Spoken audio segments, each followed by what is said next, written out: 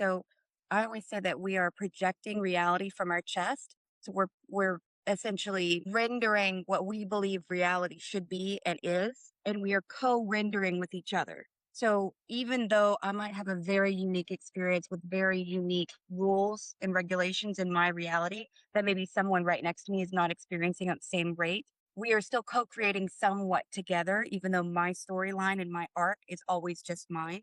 So we have a bunch of people running around rendering and co-rendering creation together.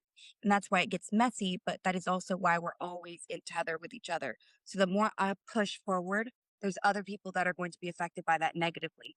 So every time that you manifest, and let's just say that you believe in yourself, you love yourself, you have a lot fewer barriers than others would have in manifestation. Your vote or your creation piece goes farther, goes faster, has more anchoring in reality than maybe somebody who's trying to manifest the same thing, but maybe deeply has struggles around disliking themselves or has struggles around believing themselves.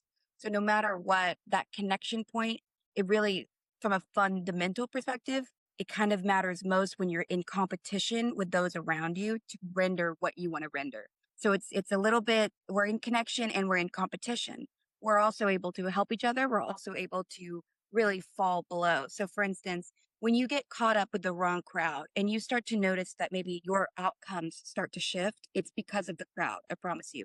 When we join collective consciousness, what you're co-signing on or what you're joining onto is a collective that's sharing somewhat of a fate.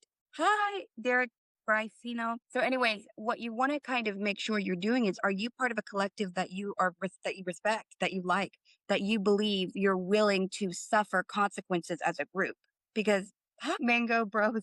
Okay, so could the universe be more like a giant mind than a giant physical object? I would say that's really pretty accurate, and that's what the Gnostics talk about as well.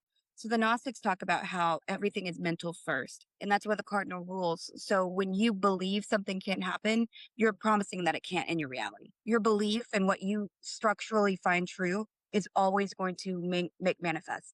Things that you don't believe in, like your successes, if you don't believe that you've got the ability to get that job, if you don't believe that you deserve love, if you don't have those like hardline things in your soul, you're not going to get them because you have to render from your own station of belief. There is no cheat around that, unfortunately.